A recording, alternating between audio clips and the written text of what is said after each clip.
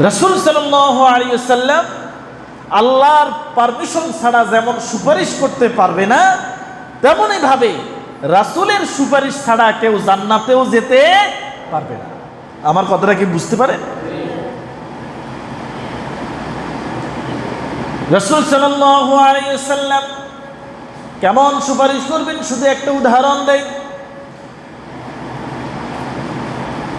যখন আল্লাহর কোন বান্দার জন্য জাহান্নামের ফয়সালা হয়ে যাবে, বান্দা কেঁদে কেঁদে কেঁদে বেহুশ হয়ে যাবে, আর আল্লাহ রাব্বুল আলামিন তারে জান্নাতে দিতে চান, এটা আল্লাহর ইচ্ছা, আমার এই বান্দা জান্নাতে যাক, এটা আল্লাহর ইচ্ছা, কিন্তু যেতে পারছে না। আমলের ভালো আমলের চেয়ে খারাপ আমলের পরিমাণ বেশি। আল্লাহ রাব্বুল আলামিন তাকে স্পেশাল একটা রুম নিয়ে যাবেন, সেখানে কেউ থাকবে না।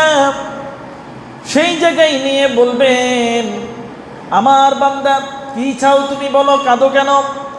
সেই বান্দা বলবে, রব্বুল আলামিন তুমি তো রহমান, তুমি তো রহিম, আমার সামান্য অপরাধের জন্য কি করে তুমি আমাকে জাহান্নামে দাও?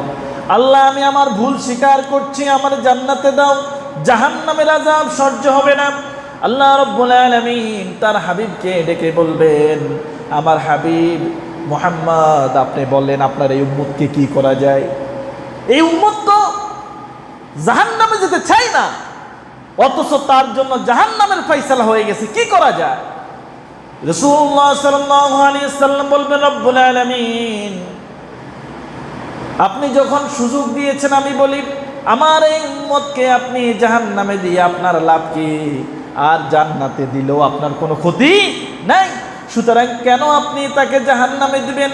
সামান্য ভুল করেছে, আপনি তো রহমান, আপনি তো রহিম, সুতরাং আপনি আজকে আপনার এই বান্দার জিম্মাদার হয়ে তাকে জান্নাতের ফয়সালা করে দেন। সুবহানাল্লাহ। আল্লাহর অনুমতি ছাড়া হাসর ময়দানে কেউ কথা বলতে পারবে না, এমনকি মুহাম্মদুর রাসূলুল্লাহ সাল্লাল্লাহু আলাইহি ওয়াসাল্লাম তিনিও কথা বলতে পারবেন না। আল্লাহ যখন মনে করবেন যে আমার এই বান্দারে আমি জান্নাতে দেব, তখন আল্লাহ রাসূলকে ডেকে বলবেন, মুহাম্মদ আপনি কি বলেন? এই কথার অর্থ হলো যে আপনি তার জন্য সুপারিশ করেন। এই কথা বলার অর্থ কি? আপনি তার জন্য সুপারিশ করেন। আল্লাহ রাসূল যেমন হাসর ময়দানে সবাইকে এক পেয়ালা হাউজে কাউসারের পানি পান করাবেন, তেমনি তার প্রত্যেক উম্মতের জন্য আল্লাহ রাসূল সুপারিশ করবেন।